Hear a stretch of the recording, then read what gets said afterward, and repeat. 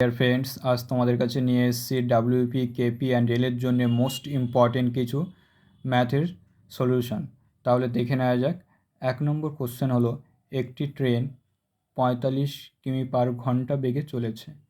বিপরীত দিক থেকে 5 কিমি পার ঘন্টা বেগে এগিয়ে আসা এক ব্যক্তিকে ট্রেনটি 18 সেকেন্ডে অতিক্রম করে। ট্রেনটির দৈর্ঘ্য কত মিটার? তাহলে একটি ট্রেন 45 কিমি পার ঘন্টা বেগে চলেছে, বিপরীত দিক থেকে তাহলে একটি মানুষও 5 কিমি পার ঘন্টা বেগেও ট্রেনটির দিকে এগিয়ে আসছে। তাহলে তাদের আপেক্ষিক গতিবেগ কী হবে? যদি বিপরীত হয় তাহলে যোগ হয়ে যাবে। তাহলে আপেক্ষিক গতিবেগ কী হবে? যোগ হয়ে যাবে। যদি একই দিকে হয় কী হবে? বিয়োগ হয়ে যাবে। যেহেতু এটা বিপরীত দিকে তাহলে যোগ হয়ে যাবে। তাহলে 45 প্লাস 5 যোগ করলে কত হবে? 50 কিমি পার ঘন্টা। এই 50 কিমি পার ঘন্টাকে মিটার পার সেকেন্ডে নিয়ে যেতে গেলে কী করতে হবে? 5/18 দিয়ে গুণ করতে হবে, মিটার পার সেকেন্ড। এবার কী চেয়েছে? ট্রেনটির দৈর্ঘ্য কত মিটার। তাহলে ট্রেনটির দৈর্ঘ্য কত মিটার? ডিস্টেন্স মানে কি? ডিস্টেন্স সমান সমান স্পিড ইন্টু টাইম। এই ডিস্টেন্স মানে কি? দূরত্ব। তাহলে স্পিড কত? এই যে 50 ইন্টু 5/18, তাহলে 50 ইন্টু 5/18 ইন্টু টাইম কত? এই 18 সেকেন্ড। এর কাটাকাটি করো, 18 কেটে যাচ্ছে, ইকুয়াল টু 5 শূন্য শূন্য 5 5 25, 250 মিটার। এটাই হচ্ছে ট্রেনটির দৈর্ঘ্য। এটাই অ্যান্সার।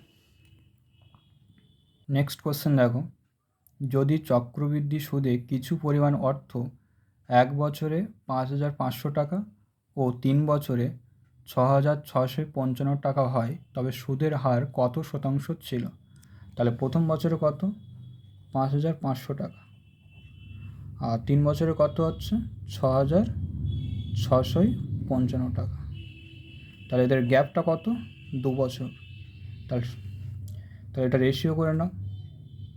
তাহলে 11 দিয়ে কাটো, 5 11 55, আর এই দুটো শূন্য বসে গেল, ইস্টু 11 দিয়ে 6 11 66, আর এই শূন্য 5 11 55, 5 দিয়ে কাটো, 5 1 5, দুটো শূন্য বসে গেল, ইস্টু 5 12 60, আর 5 1 5। তাহলে 100 কার স্কোয়ার? তাহলে 10-এর স্কোয়ার, ইস্টু তাহলে 121 কার স্কোয়ার? 11-এর স্কোয়ার। তাহলে 10 থেকে 11 কত বেড়েছে? 1 বেড়েছে। কার মধ্যে? 10-এর মধ্যে। ইন্টু এই শতাংশ হচ্ছে 100 দিয়ে গুণ করো, তাহলে এই শূন্য শূন্য কেটে গেলে এই বলতো 10। সুদের হার কত? তাহলে 10%। এটাই অ্যান্সার।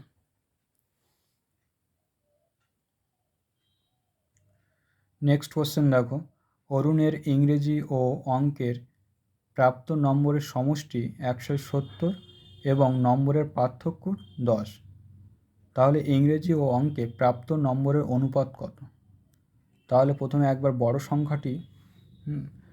সংখ্যাটি ইংরেজি ভাবো, ইংরেজি মনে করো, এটা বড় সংখ্যাটি ধরো। তাহলে বড় সংখ্যাটি বের করতে গেলে কী করতে হবে? x + y/2 is to the, এবার ছোটো সংখ্যাটি ম্যাথ ধরো,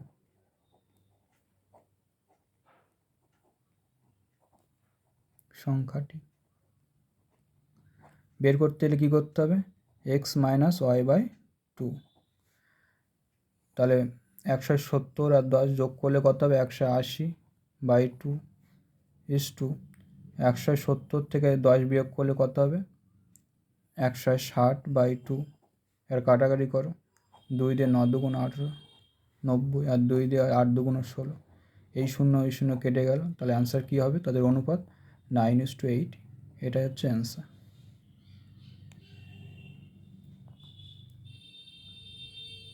নেক্সট কোশ্চেন দেখো, একটি বিদ্যালয়ে 10 জন ছাত্রের গড় বয়স 10.3 বছর।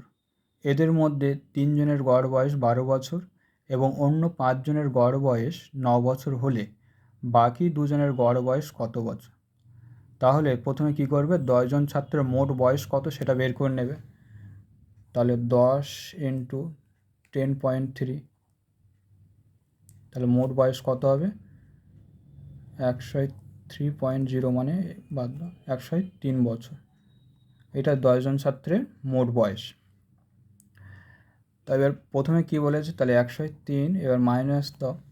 এবার কি বলেছে যে এদের মধ্যে 3 জনের গড় বয়স 12 বছর, তাহলে মোট বয়স কত? তাহলে 12, 3 12 36 প্লাস অন্য 5 জনের গড় বয়স 9 বছর, তাহলে মোট বয়স কত? 5 9 45। এটা হচ্ছে 10 জনের মোট বয়স 103 বছর। তাহলে 103 মাইনাস 36 আর 45 যোগ করলে কত হচ্ছে? 70 আর 6 5 11, 81 বছর সমান সমান 22। এটা হচ্ছে কি দুজনের, তাহলে 8 জনের তো মোট বয়স 81 বছর, আর এখানে 10 জনের মোট বয়স হচ্ছে 103, তাহলে বিয়োগ দিলে 22 বছর। এটা হচ্ছে কত? কজনের? তাহলে 2 জনের। তাহলে গড় বয়স কত? তাহলে 2 দিয়ে ভাগ করো।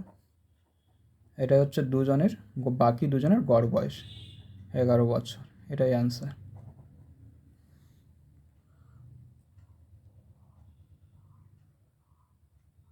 নেক্সট কোশ্চেন দেখো, 1000 টাকা 10% হারে 3 বছরের চক্রবৃদ্ধি ও সরল সুদের পার্থক্য কত? তাহলে প্রথমে তোমরা কি করবে, যে 10% হারে 3 বছরের চক্রবৃদ্ধি সুদ কত হবে? তাহলে 10% হারে